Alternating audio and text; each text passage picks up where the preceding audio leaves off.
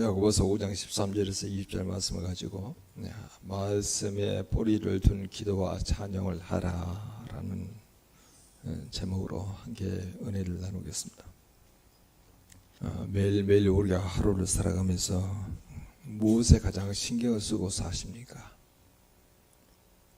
가정을 가지고 있으면 가정에 신경 써야겠죠. 또 직장, 우리 사업을 가지고 있는 사람들은 직장과 사업에서 진행되고 있는 여러 가지 관계와 일에 집중해야 합니다. 또 사역을 하고 있는 사람은 사역 가운데 주님께서 뭐라 말씀하신지를 집중해서 잘 듣고 그 사역을 감당해야 되겠죠. 학교에서 생활하고 있는 우리 지체들은 과연 하나님께서 어디에 관심을 두고 학교에서 공부를 하게 하는지를 잘 들어봐야 합니다. 현대인들에게 이 건강은 더 빼놓을 수가 없죠. 건강에 대한 그런 관심, 그런 집착이 있을 수밖에 없습니다. 그러나 이것이 우리의 삶의 전부가 아니잖아요. 눈에 보이는 세계에서는 이렇게 살아가게 돼서 건강도 잘 유지하고 가정대로 직장, 사업은 사업, 또 학교에서 공부의 내용을 충실히 해 나갈 수 있다고 말할 수 있겠죠. 그러나 이런 삶의 태도와 그런 방향은 빙산의 일각이라 말할 수 있습니다. 실제 빙산은 바다 위로 뾰족 나오고 있는 그 빙산은 10분의 3만 보이고 10분의 7은 바다 아래에 잠겨 있어요. 그래서 성경은 우리에게 말씀하십니다. 보이는 것은 나타난 것으로 말미암지 않는다. 우리가 지금 보이는 세계에서 생활하고 있는 그런 모든 내용은 나타난 것으로 말미암지 않는다. 이렇게 말한다는 거예요. 그럼 보이는 세계를 제대로 살아가려고 하면, 힘있게 살아가려고 하면, 능력 있게 살아가려고 하면, 지혜롭게 살아가려고 하려면 보이지 않은 영적 세계에서 충실히 살아가셔야 해요. 보이지 않는 영적 세계는 하나님이잖아요. 하나님은 보이지 않으시면 우리와 함께 하시죠. 하나님은 보이지 않는 그 하나님이 이 보이는 세계를 말씀으로 다 만드셨잖아요. 이 보이는 세계를 지금도 말씀으로 지탱하고 계시죠. 그 보이지 않는 그 하나님의 말씀이 육신이 되어 예수 그리스도로 이 땅에 오셨잖아요.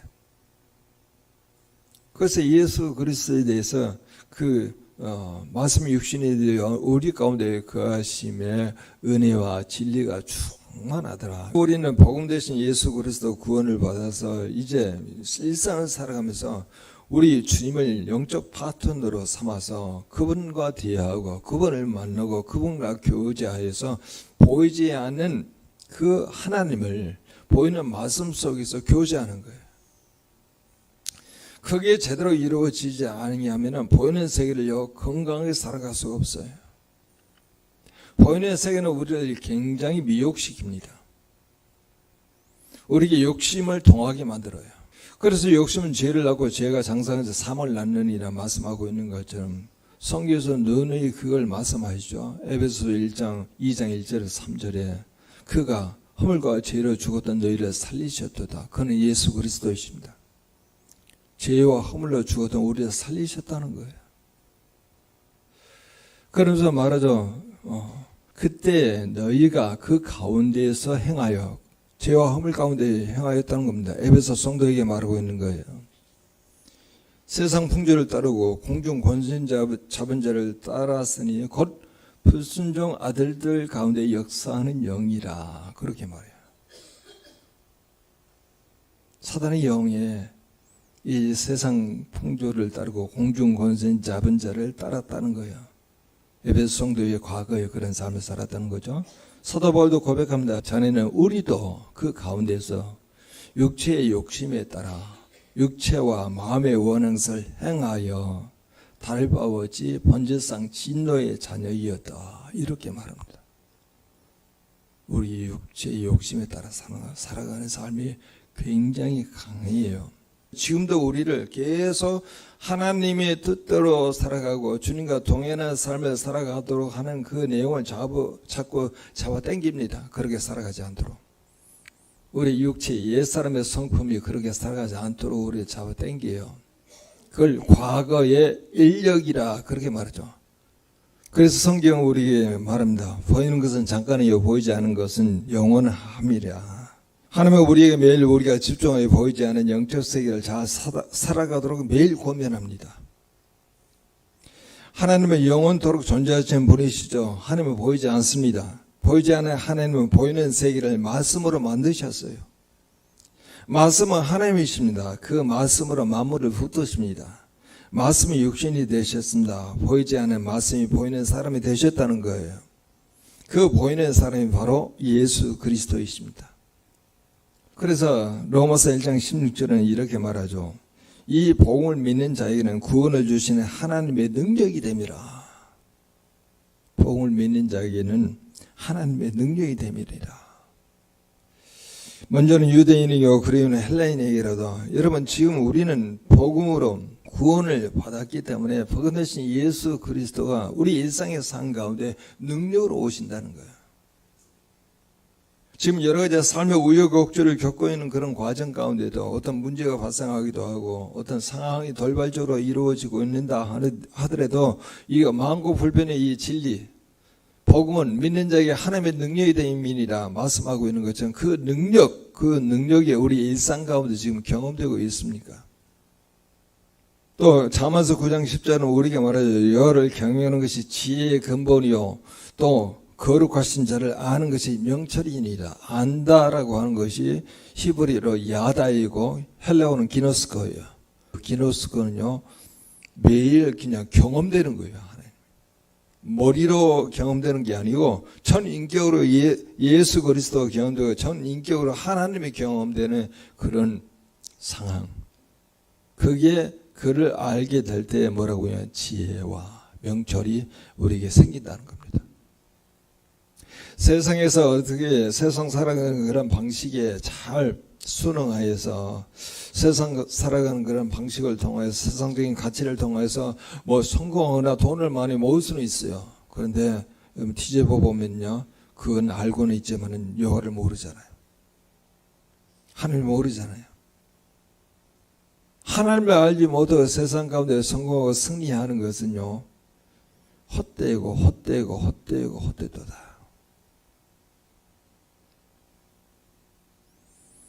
그래서 여러분 주님께서 말씀하시잖아요. 그 말씀이 사람들의 생명이고 그 말씀이 사람들의 빛이라. 그 생명과 빛이 우리 가운데 있지 아니하면은요, 우리는 육신적인 생명을 살아갈 수 있지만은 뭐 이같이 장수에서 백세까지 살아갈 수는 있겠지만은 그 안에 생명이 없고 빛이 없는 가운데 그냥 육신적인 생명만 연장하며 살아갈 수 있다는 거예요. 우리는 보이지 않는 하나님을 우리 눈에 보이는 말씀으로 하나님을 만나게 됩니다. 말씀을 묵상하면서 과연 오늘은 눈에 보이지 않는 어떤 하나님이 나에게 어떤 메시지를 주시는지를 매일 발견하셔야 합니다. 그래서 성경을 가까이 하면 죄가 사라지고 성경을 멀리하면 죄가 찾아옵니다. 말씀은요 하나님이세요. 말씀을 가까이 하게 되면 죄가 사라지고요. 말씀을 가까이 하지 않으면 죄가 들어와요. 그래서 그 메시지에 근거한 기도를 할 수 있어야 되겠죠. 내가 기도하면 하나님이 일하시고 기도하지 않으면 내가 일한다. 여러분 자기가 일하기 시작하면 그때부터 스트레스 받아요. 자기 일하기 시작하게 되면 그때부터 번아웃 되기 시작해요. 우리는 하나님을 의지하고 하나님을 신뢰하고 하나님을 경외하면서 하나님이 주신 그런 능력과 하나님이 주신 그런 지혜로 살아갈 수 있도록 우리가 예수 그리스도로 말미암아 구원을 받았잖아요. 근데 그런 정체성을 가지고 살아가지 못하고 순간순간마다 우리가 세상의 가치와 세상의 방식대로 살아가려고 하게 되면 사람이 지친다는 거예요. 생명이 없잖아요. 그리고 어둠 가운데 계속 허우적될 수밖에 없잖아요. 여러분 찬양도 마찬가지입니다. 말씀에 근거한 찬양을 잘 들게 되면 얼마나 복되겠습니까? 찬양 우리가 혹조이는 기도라고 말하죠. 기도도요 말씀에 근거한 기도 그리고 찬양도 말씀에 근거한 찬양을 우리가 항상 할 수 있어야 참 즐거운 거예요. 참으로 복된 거예요. 이런 삶의 태도를 하나님이 기뻐하시죠. 그래서 여러분 13절에 이제 말씀이 나오죠. 13절 같이 한번 읽어보죠. 같이 읽겠습니다. 너희 중에 고난당하는 자가 있느냐? 그는 기도할 것이요. 즐거워하는 자가 있느냐? 그는 찬송할지로다. 이 말씀 속에서 성도들은 삶 가운데 고난도 당할 수도 있고 슬픔도 당할 수도 있고 즐거울 때가 있을 수가 있고 기쁠 때가 있다는 거예요. 오늘날 많은 사람들이 오해하듯이 성도라 하면은 마냥 축복만 받고 그리고 고난은 아예 안 받을 것 같은 그런 느낌을 갖기도 하거든요. 그렇지는 않습니다. 성도의 인생에도 낮과 밤이 교차하기도 하고 그리고 사막의 길을 갈 때가 있고 오아스의 길을 갈 때가 있다는 거예요. 이런 현실에서 오늘 이 13절을 주목해야 할 이유는 바로 뭐냐면은 고난과 기쁨이라는 각기 다른 상황에서도 성도가 어떻게 해야 하는가에 대한 선명한 대답을 주고 있다는 거예요. 고난받을 때는 기도하고 즐거울 때는 찬양하는 거예요. 이것이 모든 상을 아우르는 신앙의 원칙입니다. 그런데 어떤 사람은 이 말씀을 읽으면서 이렇게 반문할지도 모릅니다. 아니, 기쁠 때는 찬송하고 슬플 때 기도하는 것은 너무나 당연한데 이걸 굳이 이렇게 강조할 필요가 있습니까? 이렇게 말할 수도 있죠. 하지만 그렇지 않습니다. 대개 우리는 너무나 당연하다고 생각하는 이런 신앙적 원칙까지도 제대로 지키지 못할 때가 많아요. 마치 운동 경기에서 기본기를 잘 잡지 못한 사람처럼 신앙생활을 하는 겁니다. 기본기가 있어야 되죠. 그래야 체력적으로 잘 견딜 수가 있고 기술이 필요할 때 그 기술을 응용해서 그때마다 그 기술을 발휘해서 승리할 수가 있는 것이죠. 그런데 이런 기본기가 제대로 내 안에 장착이 되어 있지 않거나 몸에 배이지 아니하면은 기도할 때 기도를 못해요. 찬양할 때 찬양을 못해요. 이건 항상 24시간 이게 가능하느냐 이거예요. 너무나 디프레스 되거나 너무나 우울하거나 너무나 힘들 때 아예 기도가 못 나오는 경우가 많이 있어요. 그런 시간들을 장기간 끌고 가게 되면 대단히 어려운 상태로 빠지게 되죠. 아무리 신앙적인 힘으로 그런 상태에서 벗어나게 하려고 해도요. 그게 오랫동안 몸에 익숙한 상태에 머물러 있었기 때문에 그게 힘든 거예요. 여러분, 우리가 지금 묵상하고 있는 열왕기 하를 묵상하면서 이상하지 않습니까? 하나님 보시기엔 정직하는데 산당은 제거하지 않아요. 남유다의 왕들이 전부 다 산당을 제거하지 않아요. 그럼 여러분 그 산당이 무엇이겠습니까? 그건 이방 사람들이 그 높은 곳에서 이방신을 섬겼던 장소예요. 장소에서 하나님을 섬기겠다고 하는 것이 산당을 허물지 않았다는 거예요. 그럼 그게 뭐가 잘못됐느냐 이렇게 말할 수도 있잖아요. 왜냐하면 사무엘도 라마 산당에서 기도하였고 그 솔로몬도 성전에 있기 전에 기본 산당에서 1천 번제를 드리는데 그래서 기도 응답을 받잖아요. 그런데 지금 그 솔로몬 이후에 나타났던 왕들은요 성전이 있는데도 산당에 가는 거예요. 백성들이 산당에서 제사하고 또 분향하게 만들어요. 그래서 백성들의 마음 가운데는 정말 참 하나님을 섬기려고 하는 그런 마음보다는 자기들 안에 자기가 원하는 것을 이루기 위해서 산당으로 가서 예루살렘 성전으로 가는 것은 너무나 먼 거리이기 때문에 가까운 산당에서 올라가서 자기의 마음의 소원을 자꾸 아래에서 응답받으려고 하는 그런 동기가 있어서 편리한 곳에 가서 산당에서 여호와의 이름으로 섬기려고 하는 그런 게 많이 있었어요. 근데 많은 성서학자들이 이렇게 말합니다. 그 산당을 허물지 아니하는 것은 여호와라고 하는 우상을 삼기 위해서 산당을 허물지 않았다는 거예요. 하나님이라고 하는 우상을 섬겼다는 거예요. 여러분 이게 출애굽기에 그대로 나옵니다. 모세가 40일 동안 시내산에서 하나님의 율법을 받는 그런 과정 가운데 늦게 내려오니까 밑에 있었던 이스라엘 백성이 뭐라고 이야기합니까? 우리를 애굽에서 이끌어낸 금송아지를 만들어라. 그 금송아지를 만들어 놓고 그를 여호와라 하자. 이게 산당이에요. 자기의 마음의 욕심에 이끌려서 그냥 부지런히 산당을 출입하는 거예요. 백성들이 그 산당에 출입하는 것을 허락받으니까 마음껏 산당에 가서 제사 드리고 분향하는데 그게 요사밧 왕부터 요람 왕, 그리고 또 아하시아 왕, 그리고 아달랴 왕, 그리고 아마시아, 또 아사리아까지 오게 되는데, 아사리아 와서 성경에 보게 되면 뭐라거든요. 아사리아가 하나님 앞에 정직했지만은 산당을 제거하지 아니하였더라. 하나님께서 그 다음에 바로 이렇게 나옵니다. 아사리아를 쳐서 나병이 걸리게 하시더라. 아사리아를 쳐요. 나병이 걸리게 해요.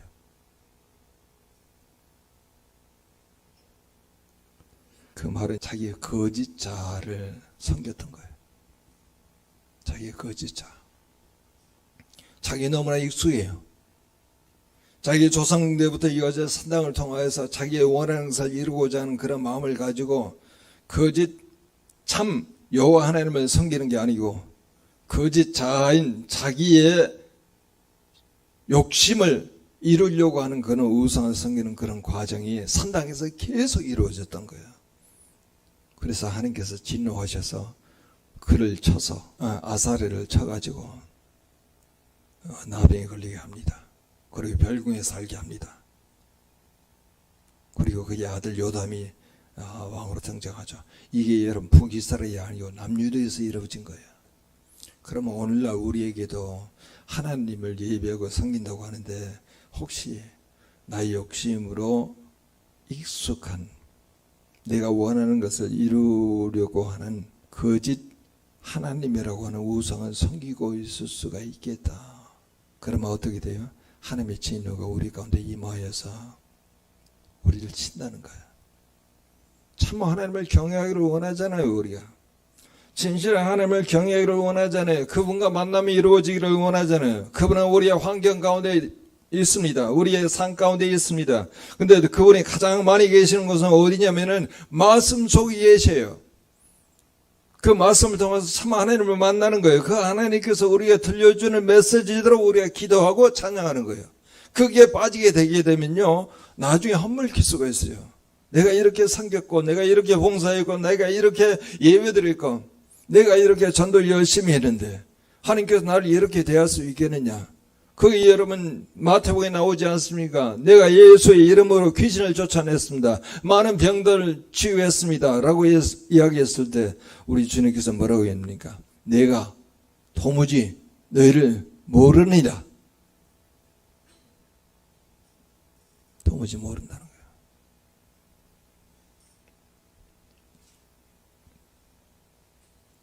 당연히 슬플 때는 기도하고 즐거울 때는 하나님께 찬양하는 것이 누구에 물어보면은 즉각 그렇게 행하는 것처럼 느낄 때가 있고 말할 때가 많이 있습니다. 그러나 오늘 13절에 나온 것처럼 그걸 우리의 일상의 삶 가운데 계속 생활 가운데 그걸 계속 반복해서 자기의 몸에 익숙할 정도로 하려고 그러면은 그게 바로 경건이에요. 경건. 하나님의 뜻대로 행하는 게 경건이거든요. 슬플 때는 기도하고 고난을 받을 때는 기도하고 즐거울 때 하나님께 찬양하는 게 경건이에요. 우리는 이 신앙의 기본이 몸이 배도록 계속해서 삶에 적용해야 합니다. 또는 이 신앙의 표준으로 우리도 모르는 사이에 우리의 신앙 자체가 흔들어지지는 않는지를 점검해 보아야 한다는 거야. 우리가 그냥 산당에서 제사 드리는 그 내용이 신앙의 전부인 것처럼 단순히 나의 욕심에 이끌려서 구하고자 하는 그 내용을 여호와의 이름으로 구하지만은 참 하나님을 경외하지 못한 상태에서 나의 욕심이 성취되기를 원하고 있는 우상이잖아. 그게. 오늘 본문에는 고난당하는 자에 대해서 더 구체적으로 병든 자에 대한 기도에 대한 분량이 많습니다. 병든 자가 있으면 교회 장로들 청하라고 그런 말씀하십니다. 그런데 오늘 본문에 보면 여러 장로들로 나와 있어요. 장로 한 사람을 말하고 있는 게 아니고, 그러면 그 당시에 장로도 오늘날로 말하게 되면 교회의 대표자예요. 그러면 교회의 목회자들이라 그렇게 말할 수 있죠. 한 사람의 목사는 부르지 말고 여러 목사를 청하라는 겁니다. 16절에 보게 되면 죄를 서로 고백하라고 요구합니다. 여러분 어떤 죄를 여러분 고백하겠습니까? 물론 그 사람이 병으로 고난 받은 내용과 연관해서 죄를 고백할 수 있겠죠. 그러나 더 근원적인 죄를 고백해야 합니다. 근원적인 죄는 바로 뭡니까? 하나님을 제대로 믿지 못했습니다. 또 하나님을 멀리하였습니다. 또 하나님과 한동안 떠나기도 하였습니다. 하나님을 매 순간 의식하지 못했습니다. 보이는 세계로만 살려고 했습니다. 보이지 않는 하나님을 보이는 말씀을 통해 만났어야 하는데 그리하지 못했습니다. 하나님의 함께 하심을 의식하지 못했습니다. 이런 고백이에요. 아주 근원적인 고백이에요. 하나님을 믿지 못하는 것이 죄거든요. 하나님을 떠나는 것도 죄예요. 우리 하루 24시간 하나님께서 우리 함께 하신다고 약속하신 그 내용을 실제로 믿고 어떤 상황 가운데 있다 하더라도 그 하나님을 구하고 그 구하는 내용이 기도 아닙니까? 그리고 하나님으로 말미암아 이같이 어떤 하나님이 함께 하시고 하나님이 나를 통해서 일하신 그런 내용들을 발견할 때마다 하나님을 찬양하는 거예요. 그렇게 서로 회개하고 죄를 고백하고 그 다음에 나오는 내용은요, 주의 이름으로 기름을 바릅니다. 고대 세계에서 병자의 치료를 위해서 기름 바르는 것은 일반적인 치료 행위예요. 그래서 요세푸스나 필로나 플라톤의 글에도 이런 사실이 나오기도 합니다. 선한 사마리아인은 강도 만난 자를 응급처치하는 과정 가운데 기름과 포도주를 썼습니다. 예수님의 제자들도 병자들을 고치는 그런 과정에서 기름을 바르기도 하였습니다. 따라서 병자를 위해서 하나님께 기도할 뿐만 아니라 치료 행위도 하라고 하는 권면이기도 해요. 그런데 이와는 달리 기름 바르는 행위를 병자에게 마음의 위안을 얻도록 하는 상징적인 행위로 이해되기도 합니다. 하나님의 특별한 은혜를 받은 자로 구별되어 놓은 상징적 행위로 보기도 합니다. 그러나 여기서 무엇보다 중요한 것은 병자에게 기름 바르고 기도하는 행위 모두가 주의 이름으로 되어져야 한다는 거예요. 주의 이름으로. 기름을 바르는 것이 구체적으로 의미하는 바가 그 무엇이든지 간에 장로들이 혹은 목사들이 병자의 치유를 위해서 취해야 할 두 행동들은 모두 하나님의 권능으로부터 비롯되어야 한다는 거예요. 주님의 이름으로 기름을 바르고 주님의 이름으로 기도하는 거예요. 그래서 야고보 사도는 하나님의 권능의 개인만이 이 병자의 병을 낫게 하는 근원이 된다고 하는 것을 강조하는 거예요. 그래서 여러분 15절 같이 한번 읽어보자. 15절 같이 읽겠습니다. 믿음의 기도는 병든 자를 구원하리니 주께서 그를 일으키시리라. 혹시 죄를 범하였을 자도 사하심을 받으리라. 믿음의 기도에 대해서 두 가지를 말하고 있는 겁니다. 한 가지는요, 두 마음을 품지 말라. 그리고 순수한 마음으로 드리는 그런 기도를 믿음의 기도라고 말하죠. 의심이라고 하는 불순물을 섞이지 않은 온전한 믿음으로 드리는 기도를 하라는 거예요. 그래서 야고보 서신에서는 하나님은 간구하는 자에게 반드시 지혜를 주시되 의심하는 자에게는 응답하지 않으신다 그렇게 말합니다. 의심하면 안 돼요. 그래서 믿음의 기도는 철저히 하나님의 신뢰하는 마음으로 기도하는 거예요. 그냥 자기 마음의 소원을 기도하는 게 아니고 하나님께서 그 말씀을 주셨고 그 메시지를 주셨다 하면은 그 메시지에 근거해서 그 메시지를 믿고 기도하는 거예요. 두 번째, 이 믿음의 기도는 어떤 기도라고 말할 수 있냐면은 간절한 마음으로 드리는 기도예요.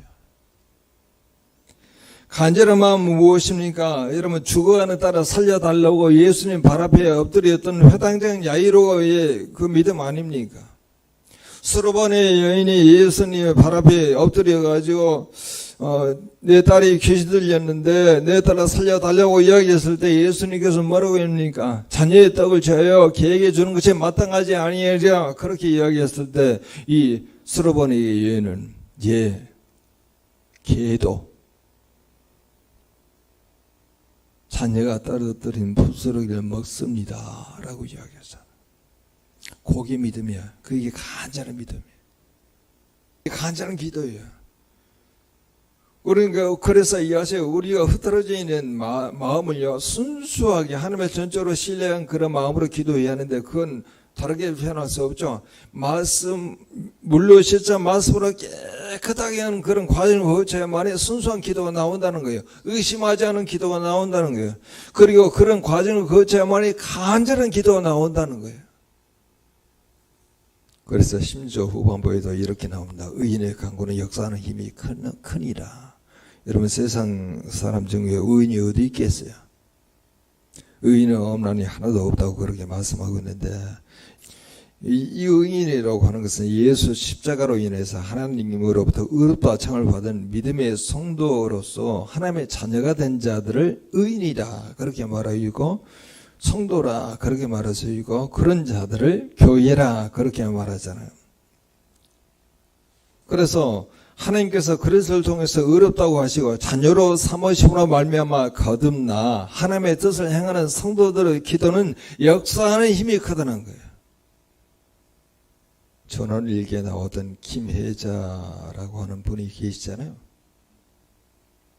1941년생이니까 지금 나이가 83세예요. 이분이 남편하고 결혼하고 자녀를 가졌는데 입덧이 너무 심해가지고 남편이 입덧을 좀 달리기 위해서 담배를 좀 피우라 했더니 담배를 무려 50년 동안 피운 거예요. 50년 동안 이골락에 담배를 피웠던 것이죠. 근데 어느 순간에 담배가 갑자기 역겨워집니다. 오늘 알 수가 없어. 50년 동안 그렇게 골초 담배를 피웠던 나이가 한 83세이니까 이걸 안타깝게 생각했던 딸이 100일 동안 기도한 거예요. 100일 동안. 100일이 딱 되는 순간에 엄마가 담배를 피우려고 딱 하는 그 순간에 담배가 역겨워지기 시작한 거예요. 여러분, 기도, 의인의 기도, 순수하게 의심하지 않고 믿는 기도, 간절한 기도는 이렇게 역사하는 힘이 크다니까요. 영혼이 돌아온 것도 같은 맥락으로 여러분 기도하셔야 합니다. 야고보는 이렇게 간절한 기도의 내용을 말하면서 여러분 17절 18절의 말씀을 인용을 하죠. 여러분 17절 18절 같이 한번 읽어보죠. 같이 읽겠습니다.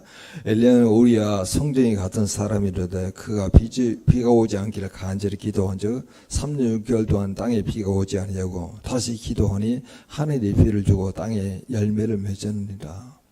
여러분, 누구가 간절한 기도를 했는지를 제시하는데 그 엘리야예요. 그러면 엘리야가 열왕기상 18장에 가서 어떻게 기도해 있길래 그 18장이 이렇게 나왔습니다. 비가 오기를 기도할 때 땅에 엎드려요. 그 머리가 자기 무릎에 들어가게 하는 거예요.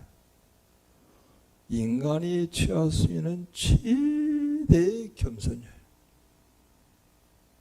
기도할 때 그런 마음을 가지고 기도하라는 거예요. 그래서 이 간절히 기도한다라고 하는 그 내용을 성경에서는 이렇게 중원법을 사용해서 그렇게 말합니다. 영어로 보면은 prayed with prayer. 기도로 기도했다. 이걸 간절히 기도했다라고 이야기해요. 근데 엘리야로 찾아 들어가 보니까 기도할 때 보통 기도한 게 아니고 엎드려서 자기의 머리를 자기 무릎에 쳐갖고 기도했는데, 여러분, 그 기도할 때 응답이 왔습니까? 기도 응답이 안 왔어요. 그 동작을요 7번까지 한 거예요. 7번까지 하니까 그때서야 손바닥만한 구름이 떠오르기 시작하고, 그 손바닥만한 구름이요 온 하늘에 펼쳐져 가지고 이제 구름이 막 끼기 시작하고 비가 떨어지기 시작하는 거예요. 한 번 해가지고 뭔가 이게 해결을 보려고 하는 그런 마음을 갖지 않고, 한 번 했다고 끝나는 게 아닙니다. 7번까지 했다는 거예요. 숫자 7번이에요. 완전수예요. 응답이 이루어질 때까지 기도하는 거예요. 우리가 참 기도를 쉬엄쉬엄 하면 안 되겠다 라는 생각을 좀 가져봐야 되겠죠. 여러분 19절 20절을 같이 한번 읽어보자. 같이 읽겠습니다. 내 형제들아 너희 중에 미혹되어 진리를 떠난 자가 누가 돌아서게 하면은 너희가 알 것은 죄인을 미혹의 길에서 돌아서게 하는 자가 그의 영혼을 사망에서 구원할 것이며 허다한 죄를 덮을 것입니다. 여기도 허다한 죄를 덮을 것입니다. 그리고 죄를 범하여서 사심을 받으리라. 이게 굉장히 중보 기도의 힘이에요. 근데 또 다른 사람, 병으로 고난받는 사람뿐만 아니라 미혹되어 진리를 떠난 자.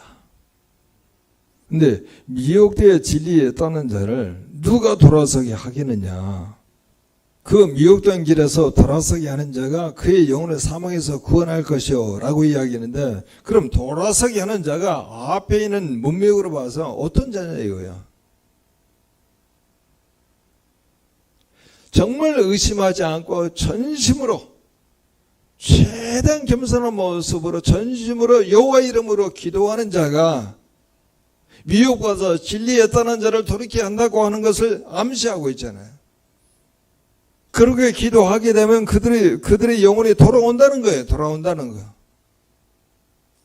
마치 김혜자 그 탤런트가 그렇게 50년 동안 피웠던 그 담배를 어느 한순간에 끊을 수 있었다고 하는 것은 강력한 중보 기도로 그 딸이 100일 동안 하게 되므로 그렇게 50년 동안 이골락을 피웠던 그 담배가 역겨워진 것처럼 미혹되어 진리에서 떠난 자들이 그런 삶이 역겨워서 다시 주님께 돌이키게 되는 것을 죽음에서 구원시켰다 이렇게 말하는 거죠. 우리가 일상을 살아가면서 말씀의 뿌리를 둔 기도와 그리고 찬양을 지속적으로 해야 한다고 하는 것을 주님께서 우리에게 말씀하고 있는 것이죠. 이게 그렇게 진행되려고 하면은 서로 죄를 고백하여 병 낫기를 기도하면은 치유가 일어나고, 하나님과 말씀을 떠난 자를 기도로 돌보면은 주께 돌아와 구원을 받게 될 것이며, 어떤 상황에서도 주님을 구하는 자는 마음이 즐거워하여 하나님을 찬양할 수 있다. 그렇게 말하는 거예요. 그래서 우리는 이처럼 진정한 하나님을 말씀 속에서 만나서 그 말씀대로 기도하고 또 그 말씀대로 찬양하게 되면은 우리는 영적 세계가 온전히 열려서 이 보이는 세계를, 영적 세계의 그 열림으로 이 보이는 세계를 질서 있게 살아가게 돼요. 그런 상태를 정말 기뻐하고 즐거워하며 살아갈 수 있다는 거예요. 그래서 우리가 함께 기도합니다. 정말 이런 세계가 우리 나머지 생애 가운데도 계속 진행되려고 하면은, 말씀을 뿌리에 둔 그런 기도와 찬양이 계속 되려고 하면은 서로 죄를 고백하여 병낫기를 기도하면 치유가 일어나고, 하나님의 말씀과 떠난 자를 기도로 돌보면 주께 돌아와 구원을 받게 될 것이고, 어떤 상황에서도 주님을 구하는 자는 마음이 즐거워서 주님을 찬양하는 우리 가정과 우리 공동체가 될 수 있도록 다 같이 통성으로 기도합니다.